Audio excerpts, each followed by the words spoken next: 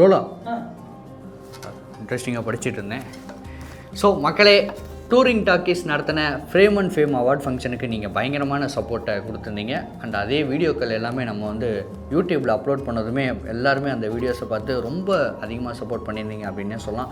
இவங்களாம் வந்து கலந்துக்கிட்டாங்களா அப்படிங்கிற மாதிரி எல்லா வீடியோக்குமே நீங்கள் வந்து ரொம்ப அதிகமாக சப்போர்ட் பண்ணியிருந்தீங்க. ஆனால் நம்ம வியூவர்ஸ் எல்லாருமே கண்டிப்பாக வீடியோ மட்டும் பார்ப்பாங்கன்னு கேட்டால் நிச்சயமாக கிடையாது. சில பேருக்கு வந்து புத்தகம் படிக்கிற அந்த ஒரு ஆர்வமே இருக்கும். ஸோ நம்ம டூரிங் டாக்கீஸ் நடத்தின ஃப்ரேம் அண்ட் ஃபேம் அவார்ட் ஃபங்க்ஷனுடைய ஈவெண்ட்டில் நடந்த முக்கியமான விஷயம், யாரெல்லாம் அவார்டு வாங்கினாங்க, யாரெல்லாம் கலந்துக்கிட்டாங்க அப்படிங்கிற விஷயத்தை புத்தகமாக தொகுத்து ஒரு புத்தகம் நம்ம இப்போது வெளியிட இருக்கோம். ஸோ அதுதான் இந்த புத்தகம் என்னோட கையில் இருக்குது. அதை தான் நான் இப்போது இவ்வளோ இன்ட்ரெஸ்டிங்காக படிச்சுட்டு இருந்தேன். இந்த புத்தகம் உங்களுக்கு வேணும் அப்படின்னு நீங்கள் நினச்சிங்கன்னா ஃபுல்லாகவே ஃப்ரீ. உங்களுக்கு இந்த புத்தகம் கண்டிப்பாக கிடைக்கும். நீங்கள் பண்ண வேண்டிய விஷயம் ஒன்றே ஒன்று தான். இந்த புத்தகம் உங்கள் வீட்டுக்கு வந்து சேரணும் அப்படிங்கிற விஷயமான டெலிவரி சார்ஜ் அப்படிங்கிற விஷயம் இருக்கு இல்லையா, அதுக்கு மட்டும் நீங்கள் பே பண்ணால் போதும். வெறும் 100 ருபீஸ் தான். ஸோ நீங்கள் பண்ண வேண்டிய ஒரே விஷயம், கீழே இருக்க இந்த நம்பருக்கு கால் பண்ணுங்கள். இந்த புத்தகம் உங்கள் வீடு தேடி வரும். ஸோ நான் புத்தகத்தை படிக்க ஆரம்பிக்கிறேன். மறக்காமல் அந்த நம்பர்லாம் போட்டுருங்க. Sure bro. ஓகே ஓகே கஷ்டிக்கலாமா? யா.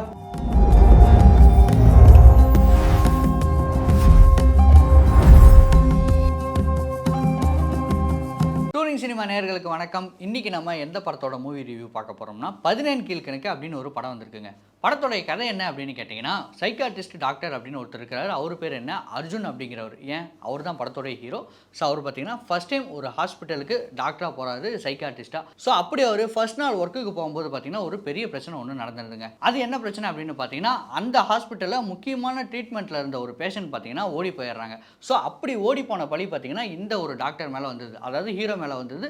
ஹீரோவும் பார்த்தீங்கன்னா அப்போ தான் ஃபஸ்ட் டைம் அந்த ஹாஸ்பிட்டலுக்கே போகிறாரு. அப்படிங்கும்போது எப்படி தனியாக அந்த பிரச்சனையை சமாளிக்க போகிறாரு அப்படிங்கிறது தான் இந்த படத்தோடைய ஹோல் கதை. Now I will try to have a conversation with Tara. Tara, are you okay? Are you feeling drowsy?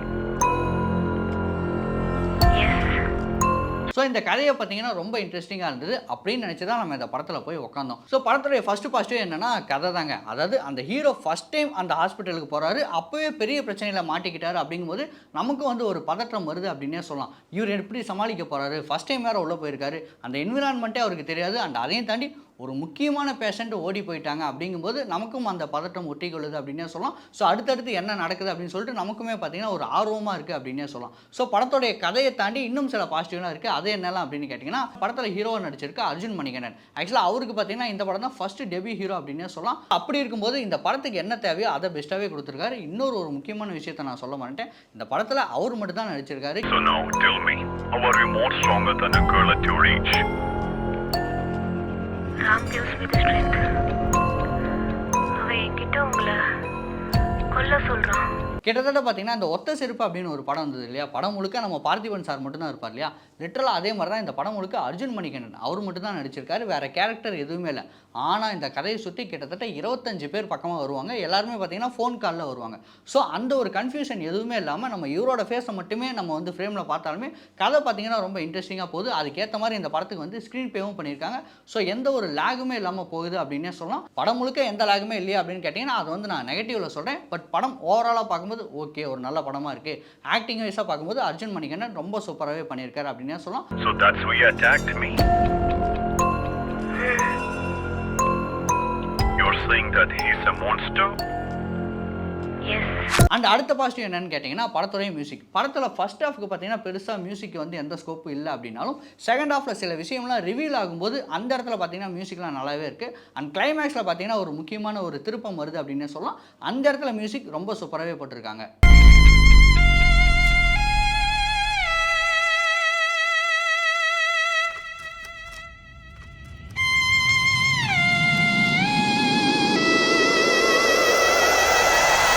So இந்த படத்துக்கு யார் மியூசிக் பண்ணியிருக்காருன்னா சஜய் அப்படிங்கிற ஒரு நியூ ஃபேஸ் தான் மியூசிக் பண்ணியிருக்காங்க. ஆக்சுவலாக அந்த படத்தோடைய டேரக்டரும் சரி, ஹீரோவும் சரி, மியூசிக் டேரக்டரும் சரி, 3 பேருமே பார்த்தீங்கன்னா ஒரு டெபியூட்டன்ட் சினிமா ஆர்டிஸ்ட் அப்படின்னே சொல்லலாம்.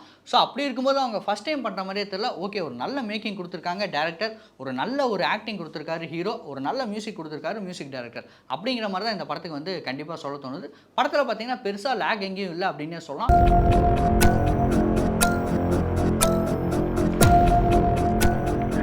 ஹிப்போக்ரைட், என்ன கிட்ட இருந்து எப்படியாச்சும் காப்பாத்துங்க ப்ளீஸ். அண்ட் அடுத்ததாக படத்தோடைய நெகட்டிவ் என்னென்னு பார்த்துடலாங்க. படத்தில் பார்த்தீங்கன்னா டப்பிங் இஷ்யூ இருந்தது அப்படின்னு சொல்லிட்டு எனக்கு தோணுது. காரணம் என்னென்னா நிறைய இடத்துல வந்து டப்பிங் வந்து சரியாக இல்லை அப்படின்னு சொல்லலாம். அதையும் தாண்டி டயலாக்ஸுமே பார்த்தீங்கன்னா எதுவுமே ஸ்ட்ராங் ஆகலை.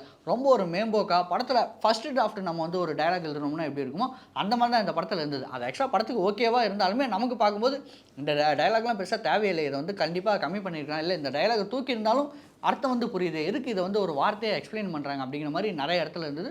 ஸோ அப்படி பார்க்கும்போது இந்த டப்பிங் இஷ்யூ, டயலாக் இஷ்யூ இதெல்லாம் வந்து படத்தில் வந்து ரொம்ப நார்மலாகவே தெரிஞ்சுது. அண்ட் அதையும் தாண்டி படத்தில் வேறு என்ன நெகட்டிவ் இருந்தது அப்படின்னு கேட்டிங்கன்னா பெருசாக இந்த நெகட்டிவ் இல்லை. ஆக்சுவலாக ஒரு விஷயம் நம்ம டிஸ்கஸ் பண்ணலாம். என்ன மேட்டர் அப்படின்னா இந்த படத்தோடைய கிளைமேக்ஸ், இந்த படத்தோடைய கிளைமேக்ஸ் எல்லாருக்குமே ஓகே ஆகுமா, கனெக்ட் ஆகுமா அப்படின்னு எனக்கு தெரியல. இது வந்து பாசிட்டிவில் சொல்கிறதா நெகட்டிவில் சொல்கிறதா அப்படின்னு தெரியல.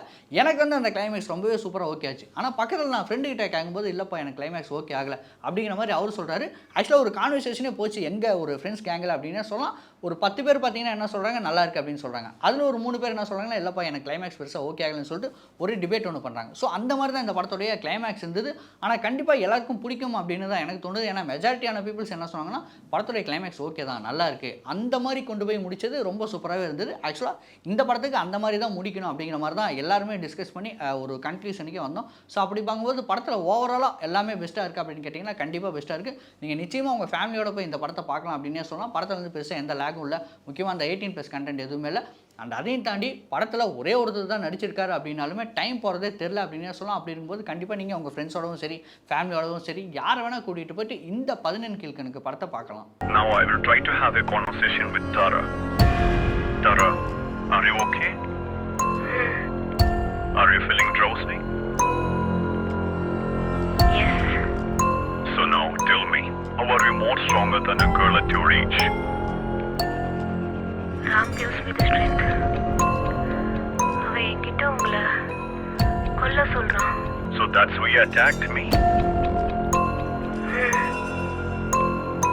You're saying that he's a monster?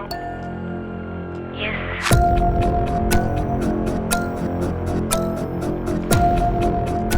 Ram is a hypocrite. என்ன அவன்கிட்ட இருந்து எப்படியாச்சும் காப்பாத்துங்க ப்ளீஸ்.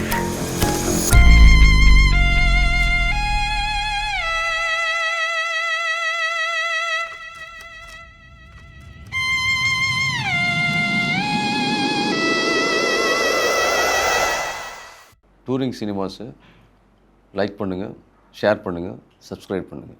டூரிங் சினிமாவுக்கு சப்ஸ்கிரைப் பண்ணுங்க, லைக் பண்ணுங்க.